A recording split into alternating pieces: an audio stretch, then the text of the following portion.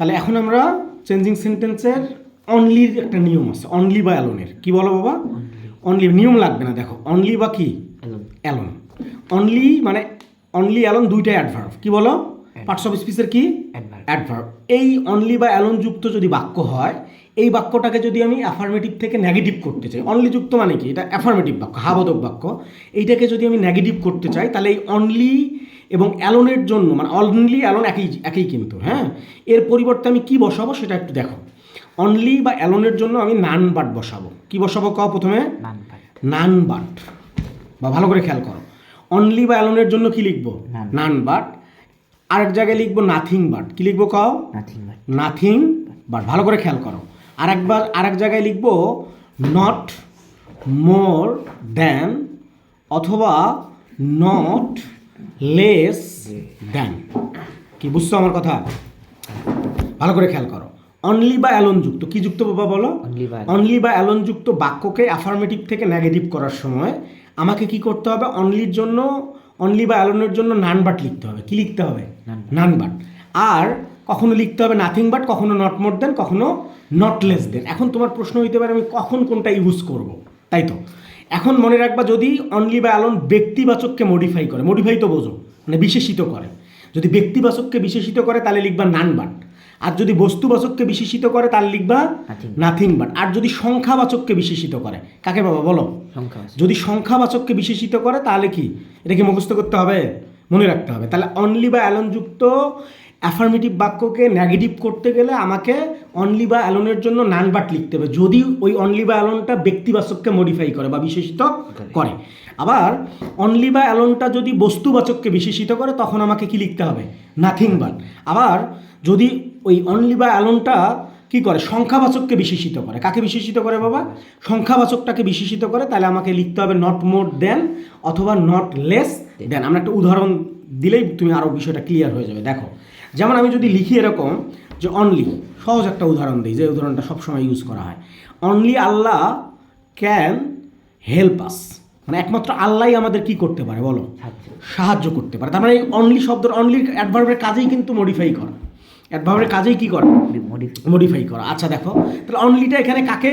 আল্লাহকে, মানে একমাত্র আল্লাহ বলছে কি, যে একমাত্র আল্লাহই, আল্লাহ ছাড়া আর অন্য কেউ আমাদের কি করতে পারে না? সাহায্য করতে পারে না। কথা কি বুঝছো? একমাত্র আল্লাহই আমাদের কি করতে পারে? তাহলে আমরা এখন তুমি বলতে পারো যে আল্লাহ তো ব্যক্তিবাচক না। আল্লাহ ব্যক্তিবাচক না, কিন্তু আল্লাহ বস্তুবাচকও না, সংখ্যাবাচকও না। তার মানে আমরা এটাকে, এই যদিও আল্লাহ, তারপরেও এটাকে আমরা কি ধরে নিলাম? ব্যক্তিবাচক ধরে নিলাম। কি ধরে নিলাম? ব্যক্তিবাচক। তার মানে আমি তখন একটা জিনিস মনে রাখবা, এই অনলি বা এই অনলিটা কিন্তু এখানেও থাকতে পারে, বাক্যের মাঝে থাকতে পারে, বাক্যের যে কোনো জায়গায়, অ্যাডভার্ব তো বিভিন্ন জায়গায় বসতে পারে, যে কোনো জায়গায় থাকুক, কিন্তু যদি ব্যক্তিবাচককে মডিফাই করে সাধারণত নানবারটা বাক্যের শুরুতে লিখতে হবে। কোথায় লিখতে হবে বাবা? যদি এই অনলিটা আল্লাহর পরেই থাকতো, এরকম থাকতো, যদি আল্লাহ অনলি ক্যান হেল্প আস, তাও কিন্তু আমি নানবাট কোথায় লিখতাম? শুরুতে। কথা কি বুঝাইতে পারছি? তার মানে আমি কি লিখবো কও? None but. কি লিখবো? None but Allah can help us. কি বুঝছো ব্যাপারটা? না বোঝো নাই? None but Allah can help us, তার মানে অনলিটা যেহেতু আল্লাহকে মডিফাই করছে, এই জন্য আমি কি লিখলাম? None but. কোথায় লিখলাম? বাক্যের শুরুতে। অনলি যদি আল্লাহর পরেও থাকতো তাও আমাকে বাক্যের শুরুতে লিখতে হতো, যদি ব্যক্তিবাচক হয়ে থাকে। ঠিক আছে, এখন আমরা একটা বস্তুবাচকের উদাহরণ দেওয়ার চেষ্টা করি। কিসের উদাহরণ দেওয়া? আরেকটা ব্যক্তিবাচকের উদাহরণ দিই। দেখো, যেমন আমি যদি লিখি যে অ্যান অনেস্ট ম্যান। কি লিখলাম বাবা বলো? An honest man. An honest man is happy. An honest man, sorry, an honest man, এই লিখি আগে, এই সে ডাবল, অনলি তো এড়াই গেছে নাকি কও? তাহলে আমি শুরুতে লিখলাম অনলি, লিখলাম কি লিখলাম কও? Only an honest man is happy. এটাকে নেগেটিভ করবো। তাহলে অনেস্ট ম্যানটা কি, ব্যক্তি না বস্তু বলো? অনেস্ট ম্যানটা কি? ব্যক্তি। তার মানে আমি কি লিখবো বলো? আমি লিখবো নান বাট। কোথায় লিখবো? বাক্যের শুরুতে। নান বাট, তারপরে কি লিখবো? An honest man. কি লিখবো? None but an honest man is happy. কি কথা বুঝাইতে পারছি? হ্যাঁ, এটা গেল ব্যক্তিবাচকের ক্ষেত্রে। যদি ব্যক্তিবাচক হয় তাহলে আমি এইভাবে কি করবো কও? এইভাবে পরিবর্তন করবো। অন্য আরও বিভিন্ন রকমের বাক্য হতে পারে। ঠিক আছে, যদি ব্যক্তিবাচক হয় তাহলে আমি নান বাট লিখবো। কি লিখবো বলো বাবা? নান বাট লিখবো। এখন ধরো যে যদি কি হয়, সংখ্যাবাচক হয়। কি হয় বলো? সংখ্যাবাচক হয়। যদি এরকম বাক্য থাকে যে আই নিড, কি আছে বলো? আই নিড অনলি টাকা। অনলি কি 10 টাকা। 10 টাকা। আমার মাত্র কয় টাকা দরকার বলো? 10 টাকা দরকার। তাহলে এটা কি সংখ্যা বোঝাচ্ছে না? এই অনলিটা কি বোঝাচ্ছে? কাকে মডিফাই করতেছে কও? সংখ্যাটাকে। তাহলে সংখ্যা মডিফাই করলে আমি নট মোর দেন অথবা নট লেস দেন লিখবো, তাই না? তার মানে আই কি লিখবো কও? হ্যাঁ, নট লেস দেন। আই কি লিখবো? কি লিখবো বলো? Not less than. কোথায় নট লেস দেবো? নিড আছে যে এখানে। এখন কথা হচ্ছে যে নটটা আসলে কার সাথে বসে এটা কিন্তু বুঝতে হবে তোমাকে। অক্সিলারি ভার্বের সাথেই তো নট বসে, তাই না? কি বসে কও? তাহলে আমি কোথায় অনলিটা যেখানেই থাকুক, বাক্যের যেখানেই থাকুক না কেন, অনলিটা বাক্যের যেখানেই থাকুক, আমি কি করতে হবে আমাকে বলো? আমাকে যেহেতু আমি নটটা ইউজ করবো, কি ইউজ করবো বাবা? তার মানে আমাকে কি অক্সিলারি ভার্বের পরে, তাহলে আই নিড অনলি 10 টাকা। এখানে কোনো অক্সিলারি ভার্ব আছে নাই, তার মানে present indefinite tense. Present indefinite tense হলে কি করতে হবে? ডু নট অথবা ডাজ নট নিতে হবে। তাহলে এখানে তো আর এস বাই এস নাই, তার মানে আমাকে কি নিতে হবে? Do not. তার মানে আমি কি লিখবো? I do not. কি লিখলাম বাবা বলো? I do not need, I do not need less than, কি লিখলাম ক? লেস দেন 10 টাকা।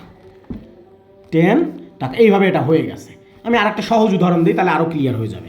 তাহলে আই ডু কেন লিখলাম এটা বুঝছো তো? তাহলে এই যে এখন তুমি বলতে পারো যে আমি তো নট মোর দেন বা নট লেস দেন একসাথে থাকবে, কিন্তু নট তো আসলে অক্সিলারি ভার্ব ছাড়া তো বসতে পারে না। নট কি অক্সিলারি ভার্ব ছাড়া বসতে পারে? আমি আরেকটা উদাহরণ দিই, তাহলে আরও স্পষ্ট হবে। ধরো এরকম বাক্য যদি থাকে যে I am only 28 years old. I am only 28 years old. এটা কি বোঝাচ্ছে বাবা বলো? অনলিটা কি এই সংখ্যাবাচকটাকে মডিফাই করতেছে না? তার মানে এটা কি? এখন এখানে দেখো অক্সিলারি ভার্ব আছে কি নাই? এই বাক্যের ক্ষেত্রে কিন্তু কোনো প্রবলেম নেই। I am not less than 28 years old. কি হয়ে গেছে? হয় না? হয় নাই? কম হয়ে গেছে। কি ব্যাপারটা বুঝছো? তাহলে এটা কি হইলো যে যদি যেহেতু আমাকে কি করতে হবে, আমাকে যেহেতু নট মোর দেন অথবা নট লেস দেন ইউজ করতে হবে, আর নটটা কোথায় বসে? নটটা তো অবশ্যই অক্সিলারি ভার্বের পরে বসে, আমাকে সেইভাবে এটা ম্যানেজ করে লিখতে হবে। কথা কি বুঝাইতে পারছি না পারিনি? কও বুঝছো? এখন দেখো আমার যদি বস্তুবাচককে মডিফাই করে, আমি কিন্তু বলছি যে অনলিটা কি করে? হয় ব্যক্তিবাচক, নয় বস্তুবাচক, নয় কি? আমরা তো দেখলাম প্রথমটা দেখলাম ব্যক্তিবাচক, তারপরে দেখলাম কি সংখ্যাবাচক। এখন আমরা দেখবো কি বস্তুবাচক। একটা উদাহরণ দিই, দেখো যেমন আই হ্যাভ। কি লিখলাম বাবা বলো?